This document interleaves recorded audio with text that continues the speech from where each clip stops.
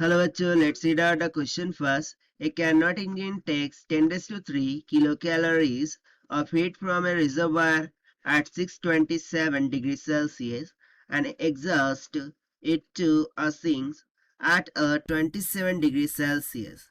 What will be the efficiency of the engine? So यहाँ पर basically इस question में कैनॉट इंजन के बारे में बात की गई है कि 10 raised to 3 kilo calories of heat ये रिजर्वायर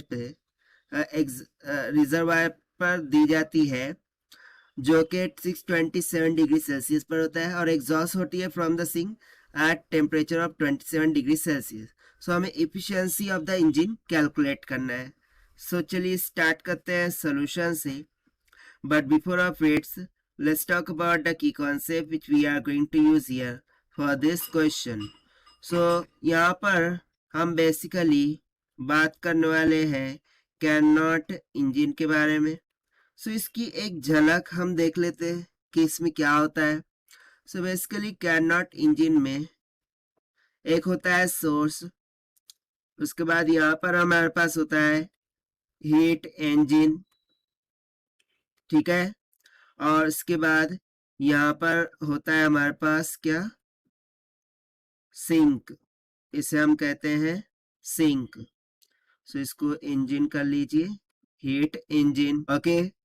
सो बेसिकली सोर्स के टेम्परेचर को हम मानते हैं T1 इन केल्विन, सिंक का टेम्परेचर होता है T2।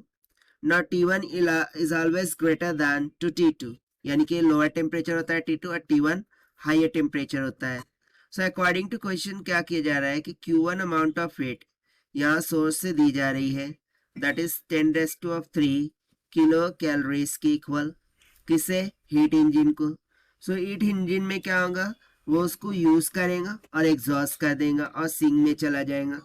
सो सिंक में जाने वाली जो हीट होंगी फिर वो क्यूट हो जाएंगी और जो कि बेसिकली कैसी होंगी, लो अमाउंट ऑफ हीट होंगी। सो हमें अकॉर्डिंग टू क्वेश्चन यहाँ पर फाइंड क्या करना है, efficiency of Carnot engine. So efficiency of Carnot engine का फॉर्मूला होता है eta is equals to 1 minus of T2 by T1 के, जो कि मैंने यहाँ पर आपको बता दिया, T1 source temperature and T2 sink का टेम्परेचर होता है। तो चलिए स्टार्ट करते हैं यहाँ से। सो देखिए eta this will be equals to 1 minus of, so मैंने बताया था लोअर टेम्परेचर हमेशा क्या होगा, सिंक का टेम्परेचर, और हायर किसका होगा, सोर्स का। तो देखिए बेसिकली हमें डिग्री सेल्सियस में गिवन है, केल्विन में कन्वर्ट करना पड़ेगा।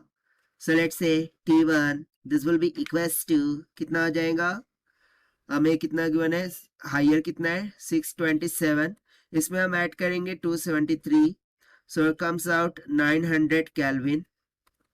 उस तरीके से T2 कैलकुलेट करते हैं, 273 में कितना दे रखा है 27 ना, ऐड कर दिया, कितना आ गया 300 केल्विन, ठीक।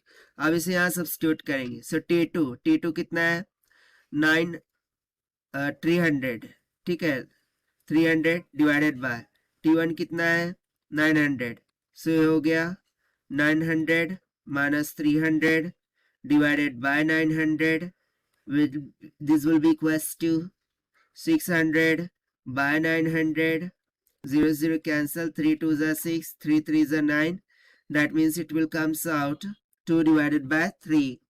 so इसको यदि मैं मल्टीप्लाई कर दूं 100 से, so ये हमें किस में मिल जाएंगी, परसेंटेज में, ठीक है ना। सो यहाँ पर मैं सभी को 100 से मल्टीप्लाई कर देता हूँ।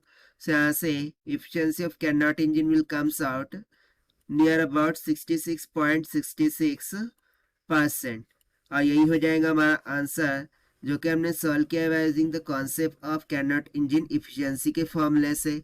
So this is the required solution. I hope you understood well. Best of luck, thank you.